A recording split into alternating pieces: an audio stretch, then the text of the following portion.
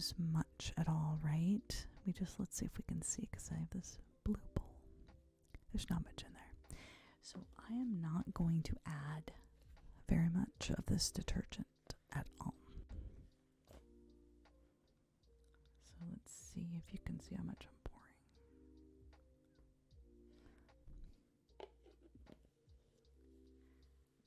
And the cool thing about this, I'm blocking the light, is you can add a little bit, and then you can just add a little bit more, and you can see how it's going.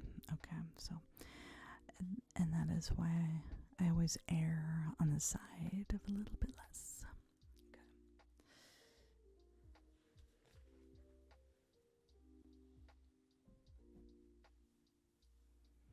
Okay. Neil, the chemistry corgi, is sleeping. He's just lying on his side. We did a ton of experiments today. Actually, it was really cool. There was a video shoot at my university. Okay, so we're going to start stirring. And we're going to see how the consistency almost immediately is changing.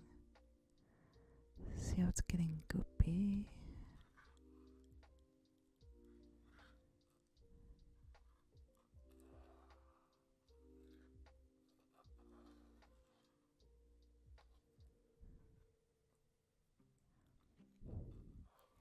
If you're having a haunted house and you need slime, this is a great recipe.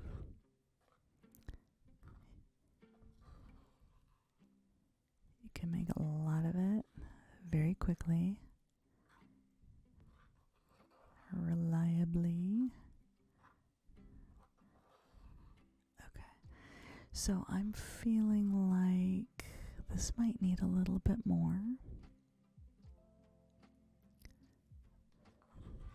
And this is something you really just have to play around with.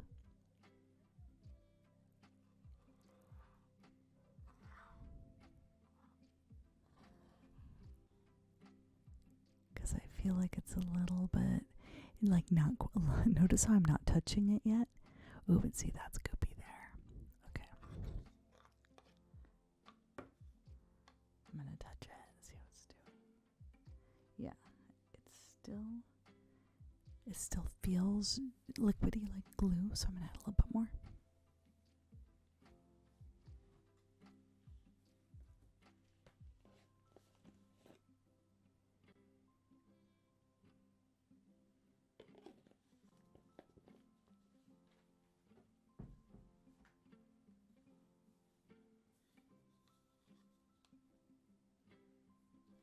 Okay, so just added barely, just again as much as I had put in before.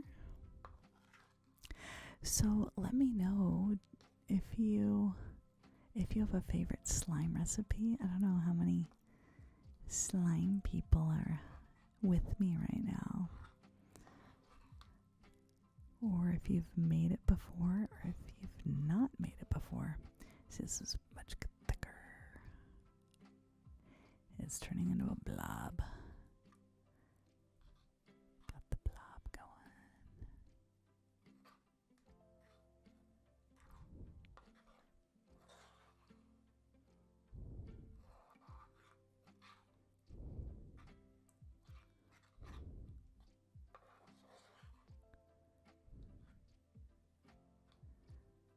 So I know that some of you might be watching from the United States, where we observe Halloween, and some of you might not be.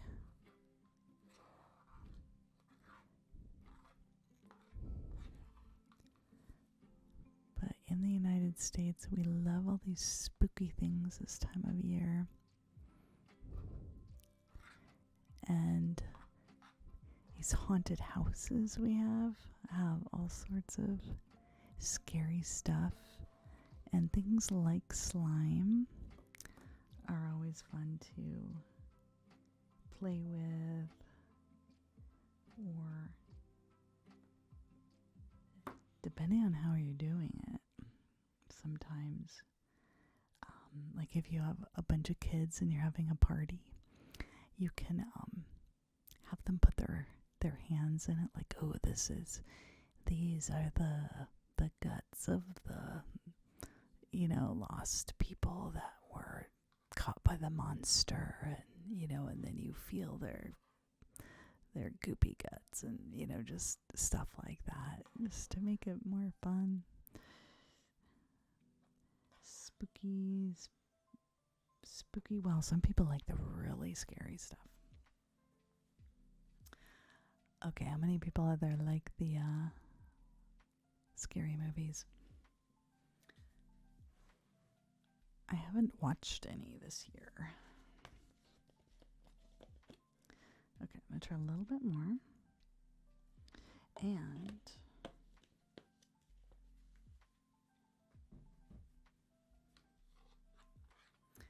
I have the slime that I made with the other kind of glue as well.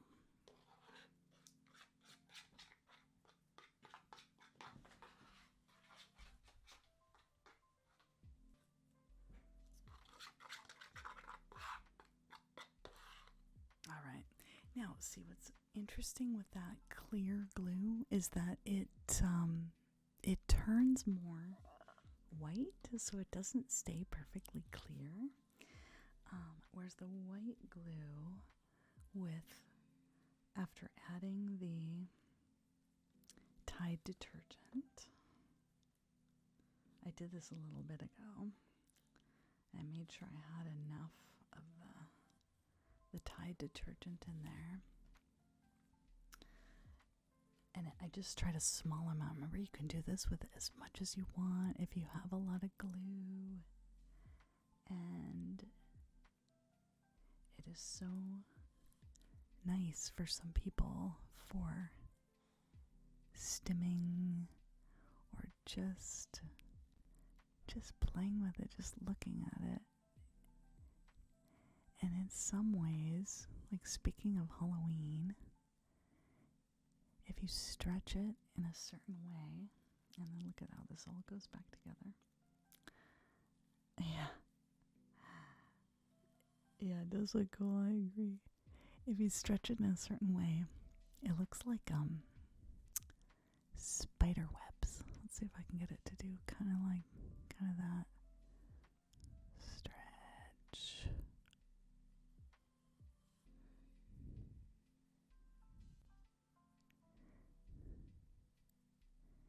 And so it has these really interesting properties, because doesn't this look just totally sticky? But I can pretty easily clean it off my fingers. I just go, okay, and just rub it off. Each one of those.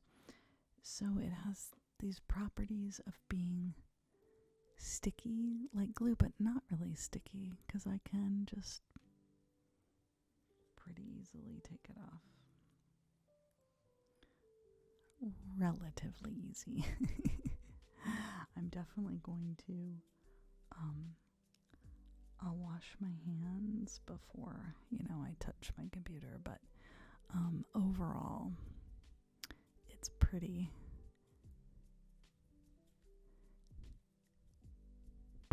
I don't know, clean is the right word, but yeah, very fun to play with. I feel like I don't have a lot of room right here, but so because of that cross-linking, you can stretch it really long before it breaks.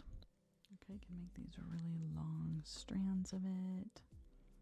Okay. And this truly is the basis of so many things that are important in our society, is this idea of creating polymers, creating long chains of molecules, like we see here. So with this slime that we have, we don't see that we would necessarily use this to create a material that we want to last a long time. Okay? But the chemical basis of this is very similar to things that are really important to us, like nylon. Okay? Nylon was invented in the 1930s, and it was this idea of how can we synthesize, make something that is like silk but is not silk. Okay, so silk was mostly came from Japan, and in the 1920s, silk stockings were in vogue, and lots of people wanted to wear silk stockings. But then when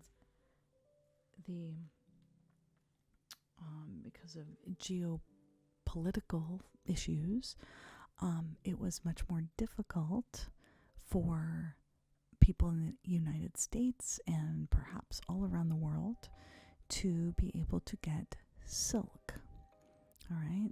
So silkworms, mostly in Japan, and just very difficult. And so this idea of how could we, chemists, how could we make something that was like silk, but is not silk? And so that's when nylon was invented. This long, so just like we're seeing with our slime here, these long strands of molecules that then could be woven together into something useful. And now it went well beyond just fashion with stockings, because think about 1930s, and World War II was starting, and so there were a lot of materials that were needed for the armies, such as parachutes and things like that. So nylon was also used for war efforts as well. Okay, so look at this. I think need to wash my hands now, but it's been very fun to play with this slime.